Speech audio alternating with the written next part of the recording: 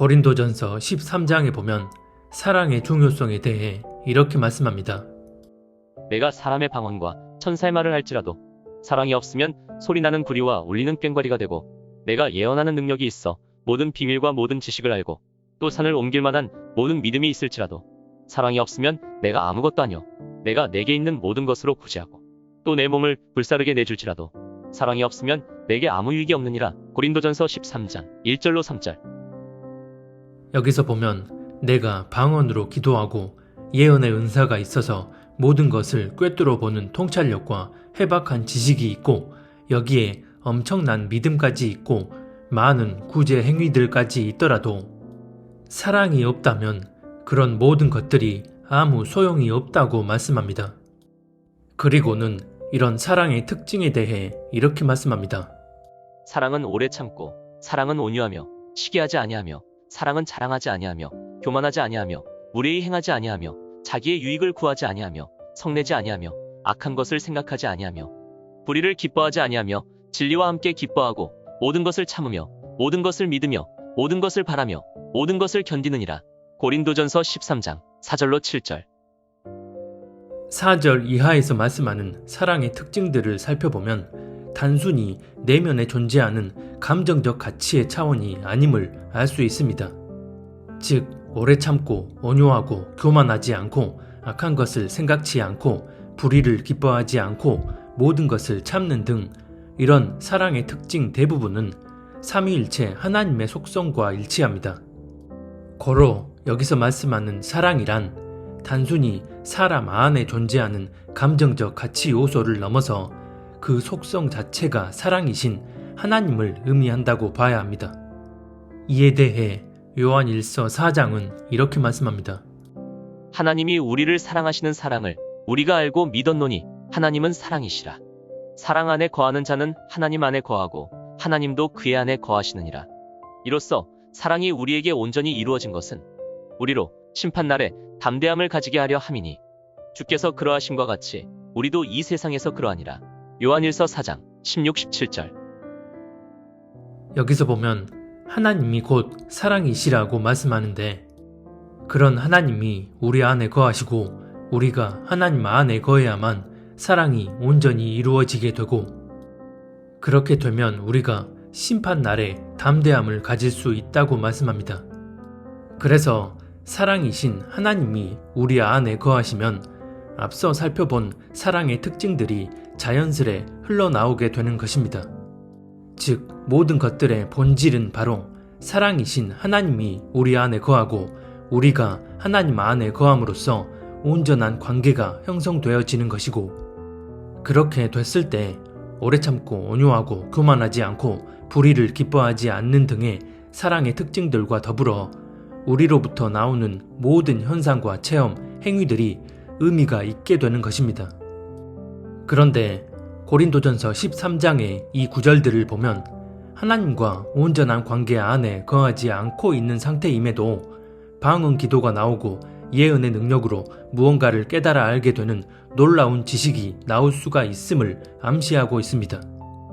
본질인 사랑이 없는데 어떻게 하나님의 능력으로 이런저런 권능의 일들을 행하고 또 방언도 하고 예언도 하고 많은 놀라운 체험들을 했을까요? 마태복음 7장에 보면 이 부분을 더욱 적나라하게 말씀합니다. 그날에 많은 사람이 나더러 이르되 주여 주여 우리가 주의 이름으로 선지자 노릇하며 주의 이름으로 귀신을 쫓아내며 주의 이름으로 많은 권능을 행하지 아니하였나이까 하리니, 그때에 내가 그들에게 밝히 말하되 내가 너희를 도무지 알지 못하니 불법을 행하는 자들아 내게서 떠나가라 하리라. 마태복음 7장 22, 23절. 이 말씀은 고린도전서 13장 말씀처럼 그 안에 사랑이 없음에도 이런저런 기적과 능력을 나타내던 자들이 훗날 그 상태 그대로 하나님 앞에 섰을 때 어떤 판결을 받게 되는지를 보여주는 말씀입니다. 여기서 보면 믿는다는 많은 사람들이 주님의 이름으로 많은 일들을 행했다고 말씀합니다. 그런데 이들이 한 일들은 누구나 마음만 먹으면 쉽게 할 수 있는 종교 행위의 차원이 아니라 아무나 할 수 없는 그런 능력의 일들입니다. 그래서 주의 이름으로 귀신을 쫓아내고 주의 이름으로 많은 권능을 행했다고 말씀하는데, 여기서 많은 권능이라 하면 병든 자에게 손을 얹어 기도해 줬더니 병이 치유되거나 하는 그런 능력의 일들을 행했다는 것입니다. 이런 일들은 반드시 하나님으로부터 능력이 임해야만 할 수 있는 일들입니다. 그런데 의아스러운 것은 그렇게 하나님으로부터 능력을 받아서 하게 된 것인데, 훗날 하나님 앞에 섰을 때 하나님은 그들을 알지 못한다 하시며 불법을 행한 자들로 판결하십니다. 하나님의 능력을 힘입어 하나님의 일들을 했는데 정작 하나님은 그들을 알지 못한다? 이들이 주님의 이름으로 놀라운 권능의 일들을 행했지만 정작 심판날에 하나님이 나는 너를 알지 못한다 하며 불법자로 판결받은 이유는 그들 안에 사랑이신 하나님이 없었기 때문입니다. 여기서 하나님이 없다는 말은 예수 그리스도를 구주로 영접하여 거듭나지 않았다는 의미가 아닙니다. 요한계시록 2장에 보면 에베소 교회를 향해 예수님께서 이렇게 말씀하십니다. 그러나 너를 책망할 것이 있나니 너의 처음 사랑을 버렸느니라. 요한계시록 2장 4절. 여기서 보면 주님은 에베소 교회를 향해 너희가 처음 사랑을 버렸다고 말씀합니다. 그런데 그 앞구절을 보면 에베소 교회를 향해 너희가 악한 자들을 용납하지 않고 거짓된 것들을 잘 분별하여 내 이름을 위해 견디고 게으르지 않았다고 말씀하십니다. 내가 내 행위와 수고와 내 인내를 알고 또 악한 자들을 용납하지 아니한 것과 자칭 사도라 하되 아닌 자들을 시험하여 그의 거짓된 것을 내가 드러낸 것과 또 내가 참고 내 이름을 위하여 견디고 게으르지 아니한 것을 아노라. 요한계시록 2장 2, 3절. 이 말씀 자체만 놓고 보면 칭찬만 받아도 모자랄 것 같은데 주님은 오히려 그들을 향해 너희가 회개하지 않으면 촛대를 옮겨버리겠다고 말씀하십니다. 그러므로 어디서 떨어졌는지를 생각하고 회개하여 처음 행위를 가지라. 만일 그리하지 아니하고 회개하지 아니하면 내가 내게 가서 내 촛대를 그 자리에서 옮기리라. 요한계시록 2장 5절. 주님의 이름을 위해 이렇게나 많은 일들을 행했음에도 그들의 실상은 처음 사랑을 버린 상태였기에 회개하고 돌이키지 않으면 그들의 결말은 마태복음 7장의 상황과 동일하게 내가 너희를 알지 못한다 하심으로 불법자로 판결을 받게 되는 것입니다. 그러면 그 안에 사랑이 없는 상태, 즉 처음 사랑을 버린 상태란 무엇을 의미하는 걸까요? 사랑이 없다는 말은 처음부터 사랑이 없었다는 말이 아닙니다. 즉 예수님을 구주로 영접하여 거듭난 적이 없다는 말이 아니라는 것입니다. 만약 그랬다면 방언이 나오고 예언을 하는 등의 놀라운 일들을 행할 수 없기 때문입니다. 그래서 사랑이 없다는 말, 즉 처음 사랑을 버렸다는 말은 처음엔 하나님과의 사랑의 관계 안에서 그분과 동행하는 여정길이 시작됐지만 시간이 가면서 점차 그 사랑을 버린 상태가 됐다는 것입니다. 이 부분에 대해선 가룟 유다의 경우가 대표적인 예라고 할 수 있습니다. 가룟 유다는 다른 제자들과 마찬가지로 예수님을 주님으로 여기고 있었습니다. 그래서 그 시작은 예수님을 따르며 그분의 말씀대로 행했습니다. 급기야 마태복음 10장에 보면 예수님께서 많은 이들 가운데 12명의 제자를 택하실 때 가룟 유다 역시 지명하여 부르시고선 귀신을 쫓아내고 모든 병을 고치는 권능을 주십니다. 이때 가룟 유다는 하나님의 능력을 힘입어 마을 곳곳을 돌아다니며 귀신을 쫓아내고 병든 자들을 치유하며 천국 복음까지 전파했습니다. 예수께서 그의 12제자를 부르사 더러운 귀신을 쫓아내며 모든 병과 모든 약한 것을 고치는 권능을 주시니라. 12사도의 이름은 이러하니 베드로라 하는 시몬을 비롯하여 그의 형제 안드레와 세베대의 아들 야고보와 그의 형제 요한, 빌립과 바돌로메, 도마와 세리마테, 알페오의 아들 야고보와 타데오, 가나나인 시몬 및 가룟 유다, 곧 예수를 판 자라. 예수께서 이 12를 내보내시며 명하여 이르시되 이방인의 길로도 가지 말고 사마리아인의 고을에도 들어가지 말고 오히려 이스라엘 집에 잃어버린 양에게로 가라. 가면서 전파하여 말하되 천국이 가까이 왔다 하고 병든 자를 고치며 죽은 자를 살리며 나병 환자를 깨끗하게 하며 귀신을 쫓아내되 너희가 거저 받았으니 거저 주라. 마태복음 10장 1절로 8절. 하지만 이렇게 예수님이 친히 택하셨고 그런 예수님을 메시아로 여기며 그분의 말씀대로 행하는 여정을 시작했지만 그 마지막이 어떻게 됐는지는 다들 잘 아실 것입니다. 그 중심에 변질로 말미암아 하나님이신 예수님을 팔아넘긴 것도 모자라 스스로 목숨을 끊는 것으로 생을 마감합니다. 이런 가룟 유다의 경우를 통해서 우리가 분명하게 교훈 삼아야 하는 것은 자신이 주님의 능력을 힘입어 그 무슨 선하고 의로운 일들을 하고 그 무슨 대단한 체험을 했더라도 여정길을 걸어감에 있어서 사랑이신 하나님 안에 온전히 거하며 그분과 친히 동행하지 않으면 이 땅 현실에서 가룟 유다와 같은 비참한 결말을 맞이하진 않더라도 하나님의 심판대 앞에선 반드시 불법자로 판결을 받게 된다는 것입니다. 그런데 여기서 어떤 분들은 가룟 유다는 대놓고 예수님을 팔아넘긴 것이고 무엇보다 다른 제자들과 달리 성령을 받은 적도 없기 때문에 경우가 다르다고 말할지 모릅니다. 가룟 유다의 경우 성령을 받은 적은 없지만 성령의 본체이신 예수님께서 친히 택하시고 예수님께서 능력을 부어주셨기 때문에 예표로 적용하는 데 있어선 전혀 문제될 게 없습니다. 성경을 예표적 의미로 적용함에 있어선 그 상황 전체의 표면적인 부분을 구체적으로 하나하나 대입시켜서 적용시켜야 하는 것이 아니라 큰 틀에서 말씀이 내포하는 영적인 부분을 예표적 의미로 적용시키는 것입니다. 그래서 아주 대놓고 의도적으로 예수님을 팔아넘긴 가룟 유다의 경우나 자신의 가증한 상태를 인식하지 못한 채 하나님을 배도하는 것은 영적으로 별반 다르지도 않을 뿐더러 무엇보다 예수님이 부어주신 능력이 사람을 통해 그렇게 나타났지만 그러한 현상과 행위가 결코 본질이 아니라는 것에 대해 분명한 예표로 적용될 수 있는 것입니다. 그러면 여기서 사랑이 없는 상태, 즉 처음 사랑을 버린 상태임에도 능력이 나타나고 기적이 나타나고 체험을 하게 되는 이유는 크게 두 가지로 생각해 볼 수 있습니다. 첫 번째는 하나님의 속성과 섭리는 우리가 사는 이 시간의 개념을 초월하여 역사하시기 때문입니다. 이렇게 되면 누군가가 중심이 변질돼서 처음 사랑을 버린 상태가 됐다고 해서 하나님이 그 즉시 그 사람에게 보응하시거나 그 사람에게 주셨던 은혜와 능력의 것들을 당장에 거둬가거나 하지 않으십니다.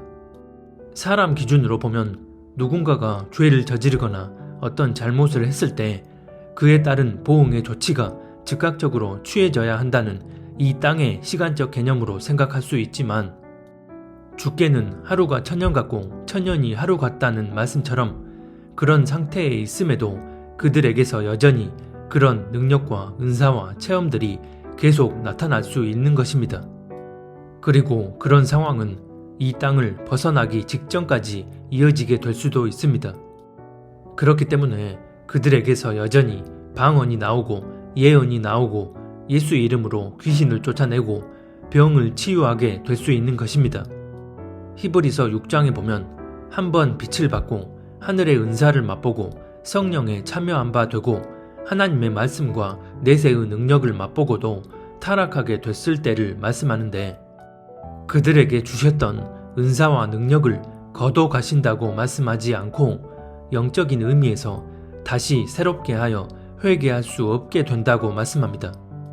육적인 차원에서 그들에게 주셨던 은사와 능력을 거둬 가시는 게 아니라 영적인 차원에서 회개하고자 하는 겸비한 마음 자체를 갖지 못하도록 은혜를 거둬 가시는 것입니다. 물론 경우에 따라선 하나님이 그런 은사와 능력까지 거둬 가실 수도 있겠지만 그렇지 않은 경우가 더 많습니다. 이렇게 되면 스스로 깨닫지 못한 채 자신에게서 변함없이 나오는 은사와 능력과 이런저런 체험에 취해 그런 변질된 상태로 끝까지 내달리다가 심판 날에 주님 앞에 서서 불법자로 판결을 받게 되는 것입니다. 두 번째는 하나님의 강권적인 능력의 섭리 때문입니다. 즉, 그 중심이 변질된 상태임에도 그 사람의 신실함 여부와 상관없이 하나님은 그런 은사와 능력을 통해서 당신의 일을 강권적으로 행하시는 것입니다. 이것은 하나님의 주권적 섭리입니다. 하나님은 만물 위에서 모든 것들을 주관하시므로 그 어떤 통로나 수단을 통해서도 당신의 뜻대로 역사하실 수 있는 분입니다. 그래서 하나님은 요셉의 형들이 요셉을 팔아버린 그 사건을 통해서도 악을 선으로 바꾸셔서 당신의 섭리를 행하셨고, 메시아로 오신 예수님을 죽이려 하는 사탄의 계략도 그대로 허용하시고 그걸 역이용하셔서 당신의 구원의 섭리로 역사하신 것입니다. 그래서 누군가가 실상은 그 중심이 변질된 상태임에도 그 사람이 부분적으로는 옳은 메시지를 선포하고 예수 이름으로 능력의 일들을 행했을 때, 그런 상황을 통해서도 하나님은 어떤 식으로든 당신의 뜻을 성취해 가십니다. 이것이 바로 무엇에도 제한받지 않으시고 초월적으로 역사하시는 하나님의 주권적 섭리입니다. 하지만 사람은 본인 스스로 자기에게서 이런 능력과 은사가 나타나고 이런저런 많은 일들이 일어나고 있고 또 지금껏 그렇게 해왔으니 그런 부분들을 가지고 본인의 어떠함, 즉 본인이 하나님 앞에 당연히 의롭고 합당하다 여깁니다. 만약 이로 인해 스스로의 상태를 겸비하게 직시하지 못한다면 앞서 얘기한 것처럼 하나님께서 가장 본질적인 것들을 걷어가심으로 그들 스스로 회개하지 못하게 하시는 것입니다. 이것은 하나님의 또 다른 심판이라 할 수 있는 소위 방관적 섭리입니다. 중심이 변질되지 않은 사람이라면 설사 잘못된 방향으로 나아가고 있을지라도 하나님은 그 사람에게 어떻게든 역사하셔서 자기 잘못을 깨닫고 돌이키도록 하십니다. 예를 들면 하던 사업이 쫄딱 망하게 하시거나 육신의 질병을 주셔서 그로 인해 스스로를 겸비하게 돌아보며 하나님 앞에 깨닫고 돌이킬 수 있도록 은혜를 부어주시는 것입니다. 하나 반대로 사업도 잘 되고 육신이 건강한 상태에서 하는 일마다 승승장구하는데 스스로 깨닫지 못하는 본질적 차원에선 이미 중심이 변질되어 버린 상태라면 하나님은 그 사람에게 일절 터치하지 않으심으로 본인도 깨닫지 못한 채 멸망길로 열심히 내달려 가게 됩니다. 이것 또한 사람의 육신적 사고와는 반대되는 하나님의 섭리라고 할 수 있습니다. 이런 하나님의 심판의 섭리에 대해 로마서 1장 28절 이하는 이렇게 말씀합니다. 그들이 마음에 하나님 두기를 싫어하매 하나님께서 그들을 그 상실한 마음대로 내버려 두사 합당하지 못한 일을 하게 하셨으니 곧 모든 불의, 수악, 탐욕, 악의가 가득한 자여 시기, 살인, 분쟁, 사기, 악독이 가득한 자여 수군수군하는 자여 비방하는 자여 하나님께서 미워하시는 자여 능욕하는 자여 교만한 자여 자랑하는 자여 악을 도모하는 자여 부모를 거역하는 자여. 로마서 1장 28절로 30절. 그들이 마음에 하나님 두기를 싫어하매 하나님께서 그들을 그 상실한 마음대로 내버려 두셨다고 말씀합니다. 여기서 마음에 하나님 두기를 싫어한다는 말은 처음부터 믿지 않으려는 불신뿐만 아니라 그 시작은 하나님과 살아있는 관계로 시작했으나 삶의 여정 가운데 살아계신 하나님을 마음에 두지 않고 그분과의 관계 안에 거하지 않는 모든 사람을 포함합니다. 그래서 29절 이하에 열거되어 있는 불의, 탐욕, 시기, 분쟁, 수군수군, 교만함, 자랑함, 비방함 등 그런 사람들에게서 나오는 현상들은 처음부터 믿지 않는 불신자들에게만 나타나는 현상이 아니라 표면적으로는 믿는다 하나 실상은 하나님의 뜻을 거스르는 이들에게도 동일하게 나타나는 열매들인 것입니다. 이처럼 악한 내면의 열매들이 주렁주렁 맺혀가고 있음에도 그런 자신의 상태를 돌아볼 수 있는 은혜를 하나님이 걷어가셨기 때문에 세상적으로 하는 일마다 잘 되고 사람들이 나를 우러러 봐주고 능력과 은사와 체험들이 나오면 거기에 취해서 돌이킬 수 없는 방향으로 내달리는 것입니다. 이렇게 되면 시간이 가면 갈수록 심판의 장작은 더욱 쌓여져 가게 됩니다. 마지막 때 하나님이 행하실 이런 심판에 대해 유다서 1장은 이렇게 말씀합니다. 아담의 칠 때 손 에녹이 이 사람들에 대하여도 예언하여 이르되 보라 주께서 그 수만의 거룩한 자와 함께 임하셨나니 이는 무사람을 심판하사 모든 경건하지 않은 자가 경건하지 않게 행한 모든 경건하지 않은 일과 또 경건하지 않은 죄인들이 주를 거슬러 한 모든 완악한 말로 말미암아 그들을 정죄하려 하심이라 하였느니라. 이 사람들은 원망하는 자며 불만을 토하는 자며 그 정욕대로 행하는 자라. 그 입으로 자랑하는 말을 하며 이익을 위하여 아첨하느니라. 유다서 1장 14절로 16절. 여기서 보면 이들이 행한 구체적인 행위들, 즉 원망, 불만, 정욕 추구, 자랑, 이익 추구 등은 앞서 본 로마서 1장 29절에 열거된 일들과 동일합니다. 즉 주님이 다시 오실 때 이 땅에서 이렇게 주님을 거슬러 행한 모든 경건하지 못한 이들을 심판하신다는 것입니다.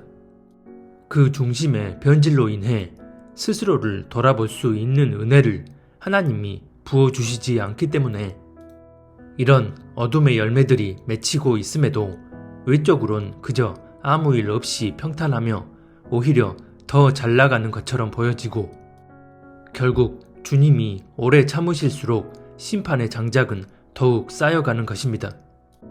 성경은 우리에게 본질이 무엇인지를 분명하게 말씀합니다.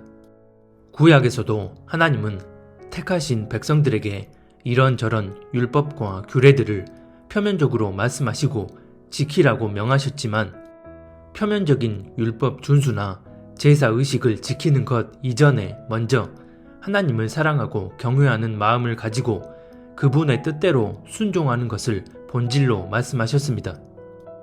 그리고 신약 이후에는 이미 앞에서 살펴본 성경 말씀들이 그것을 분명하게 증거하고 있는 것처럼 사랑이신 하나님 안에 온전히 거하며 그분의 뜻대로 동행해 나가는 것이 가장 본질입니다. 하지만 이런 본질이 중심에 전제되어 있지 않으면 하나님을 사랑하고 경외하는 중심이 없이 하나님과 우상을 겸하여 섬기고 있으면서도 단지 외적으로 예배의식 잘 지키고 종교 행위 꼬박꼬박 이행하고 있으니 스스로 택함받은 백성이라 착각하게 됩니다. 구약 때는 눈에 보이는 우상이었지만 지금은 눈에 보이지 않는 우상이기 때문에 더더욱 우리가 겸비한 마음으로 우리 자신을 직시하지 않으면 외적인 현상과 행위에 갇혀 하나님의 섭리를 제대로 헤아리지 못하고서 잘못된 방향으로 내달리게 됩니다. 이것은 하나님의 일을 한다는 목사나 사역자들 뿐만 아니라 이 땅의 모든 그리스도인들에게 다 적용되는 부분입니다. 왜냐하면 하나님을 믿는다는 많은 그리스도인들이 하나님께 받았다는 기도 응답이나 이런저런 영적인 체험, 자신이 해온 외적인 종교 행위들을 기준 삼아 스스로의 영적 상태를 판단하고 있기 때문입니다.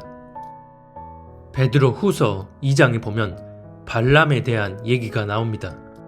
그들이 바른 길을 떠나 미혹되어 부울의 아들 발람의 길을 따르는도다. 그는 불의의 싹을 사랑하다가 자기의 불법으로 말미암아 책망을 받되 말하지 못하는 나귀가 사람의 소리로 말하여 이 선지자의 미친 행동을 저지하였느니라. 베드로후서 2장 15, 16절.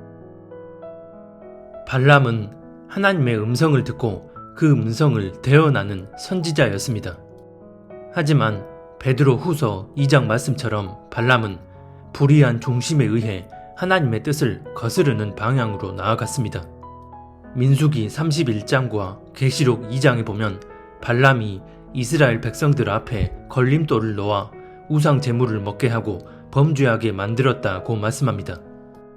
이런 발람이었음에도 하나님은 계속 그에게 임하여 음성을 들려주셨기 때문에 표면적으로만 보면 그가 마치 하나님의 뜻을 충실히 대언한 선지자처럼 보일 수 있습니다.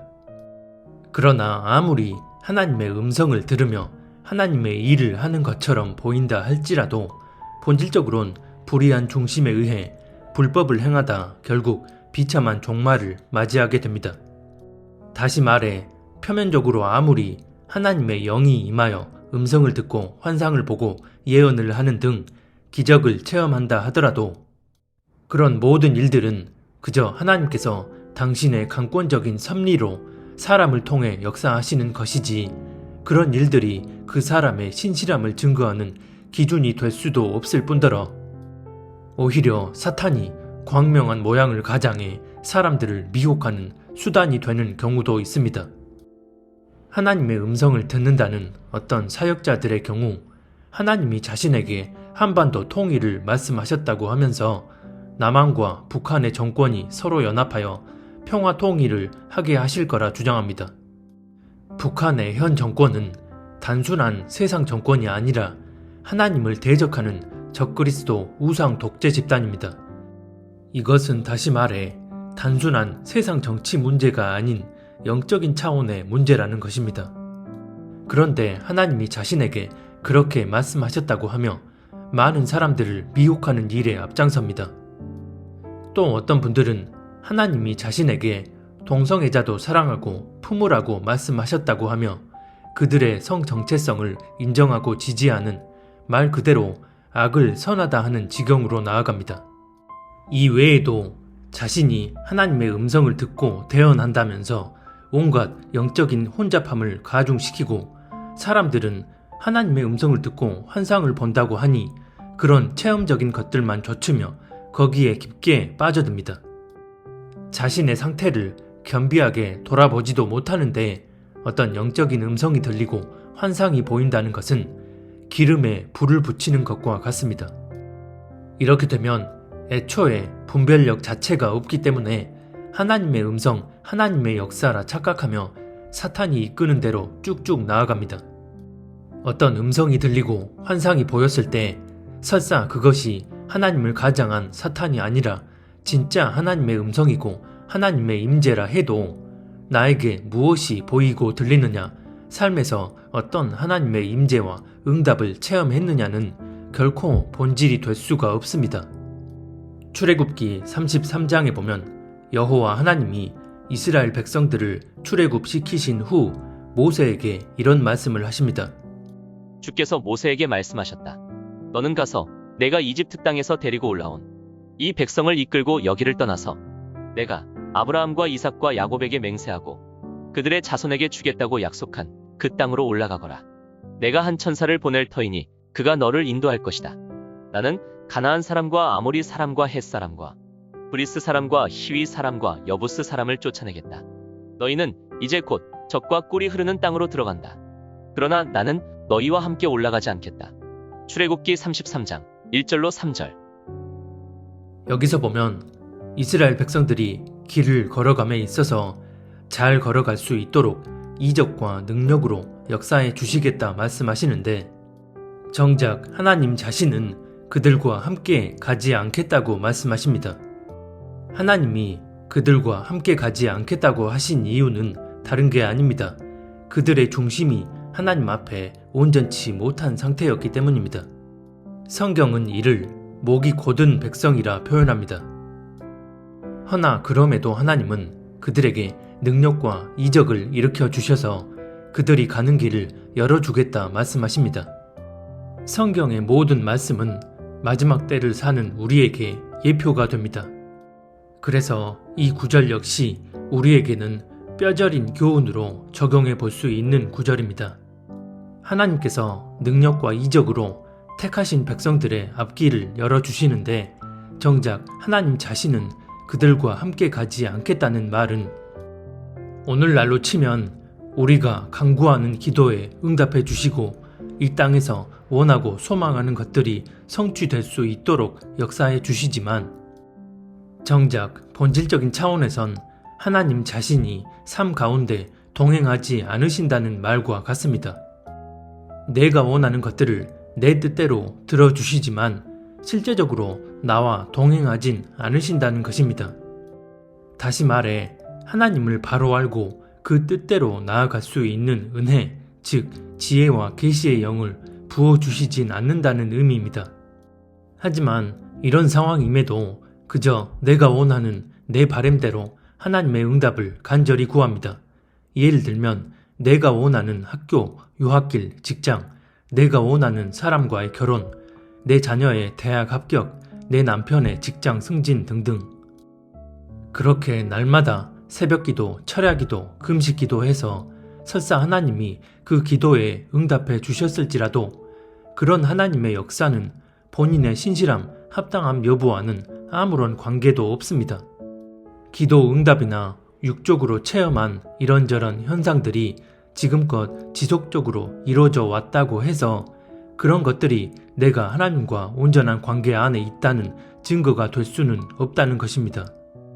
왜냐하면 하나님이 그렇게 내 기도에 잘 응답해 주시고 내가 원하고 소망하는 것들을 이루도록 역사해 주시지만 정작 하나님께서 내 안에 거하시고 내가 하나님 안에서 그 뜻을 헤아리며 그 은혜로 함께 나아가는 동행함은 이루어지고 있는 게 아니기 때문입니다. 하지만 육적인 차원에만 모든 포커스를 맞추고서 본인 스스로의 상태를 인식하지 못한 채 하나님의 뜻을 거스르는 방향으로 나아간다면 아무리 기도 많이 해서 응답받고 성경을 많이 읽어서 지식도 풍부하고 세상적으로 하는 일마다 승승장구하고 사람들이 그런 나를 높이고 칭찬해준다 해도 목회자나 사역자라면 아무리 주의 이름으로 귀신을 쫓아내고 병을 치유하고 사역이 확장되고 교회가 팽창하면서 교인들의 수도 늘어간다 해도 훗날 심판대 앞에 섰을 때 하나님의 심판을 피할 수 없을 것입니다. 하나님의 심판대 앞에 섰을 땐 얼마나 기도 응답을 많이 받았느냐, 얼마나 사역의 성과가 있었느냐를 따져 물으시는 게 아니라 예수님을 사랑하고 경외하는 중심으로 그분의 뜻을 겸비하게 헤아리며 그분과 진정 동행하는 삶을 살았느냐를 우리에게 물으실 것이고 우리가 그 부분에 대해 확신 있게 대답할 수 없다면 그것이 하나님 앞에 우리의 불의한 상태가 되어 심판을 받게 될 것입니다. 그러면 이제부터는 WCC나 WEA와 혼합한 교단에 그대로 소속되어 있고 악한 주사 맞는 것을 아무렇지 않게 여기며 세상의 미혹된 흐름대로 나아가고 있는데 왜 하나님은 그런 교인들의 기도에 응답해 주시고 그런 사역자들에게서 여전히 은사와 능력이 나타나는지 더 이상 의문을 가질 이유가 없습니다. 또 그렇게 하나님의 뜻을 거스르는 방향으로 나아감에도 왜 현실적으로 보면 오히려 더 평탄대로를 달리는 것인지에 대해서도 더 이상 의문을 품을 이유가 없습니다. 오히려 지금은 때에 맞는 하나님의 뜻을 헤아리고 그 뜻대로 나아가는 구별된 그리스도인들에게 현실적인 문제와 어려움이 훨씬 더 따릅니다. 마지막으로 가면 갈수록 세상의 기준과 하나님의 기준은 더욱 명확하게 갈라지기 때문입니다. 그래서 주님 오심이 가까운 지금은 우리가 비록 이 땅을 살아가고 있지만 어디에 포커스를 맞추고 무엇을 본질로 여기며 살아야 하는지를 분명하게 알아야 합니다. 여기서 또 하나님께 기도 응답을 받고 은사가 나오고 이런저런 체험적인 부분들에 대해 무조건적으로 의심하고 터부시하라는 말이 아닙니다. 그런 것들 자체를 본질로 삼고 판단의 절대 기준 삼아서 스스로의 상태를 바르게 인식하지 못하는 것이 문제라는 것을 말씀드리는 것입니다. 정말 하나님 앞에 합당한 사람이라면 내가 전하는 메시지를 들은 사람들이 눈물 뚝뚝 흘리며 회개하는 일들이 일어나고 내가 손을 얹어 기도해 줬더니 누군가의 질병이 치유됐다 해도 하나님께서 나 같은 사람도 통로 삼아 주시는구나 라는 마음만 가지고 이런 나를 통로로 사용해 주시는 것만으로 감사한 마음을 가질 뿐입니다. 또 누군가를 도와주고 구제하는 선한 행위를 하고 하루에 꾸준히 방언 기도를 10시간씩 하고 성경을 하루에 100장씩 탐독하며 열심을 다한다 해도 그런 외적인 종교 행위는 내가 하나님을 바르게 알고 그분과의 관계 안에 거하기 위해 필요한 하나의 수단과 방편일 뿐 오직 내 마음의 동기와 방향성이 하나님만을 향해 있는지, 그래서 그분의 뜻을 헤아려 그 뜻대로 잘 나아가고 있는지만 살피며, 이것이 바로 하나님이 보시는 나의 진짜 모습인 것으로 깨달아 알게 됩니다. 그래서 지금 내가 내 스스로를 겸비하게 돌아볼 수 있다면, 그런 사람들은 변질되지 않은 중심으로 사랑이신 하나님의 은혜를 받으며 사는 이들입니다. 요한 1서 4장 17절에선 사랑이신 하나님 안에 거하게 되면 심판 날에 담대함을 가질 수 있다고 말씀합니다. 담대함을 가진다는 말은 심판받지 않는다는 확신을 갖는 것을 의미하고, 이런 확신은 내 스스로 가질 수 있는 게 아니라 하나님께서 그런 확신을 가지도록 역사해 주시는 것입니다. 그리고 이것은 내가 하나님 안에 거하고 하나님이 내 안에 거하심으로 그분과의 온전한 관계를 이루고 있을 때 가능합니다.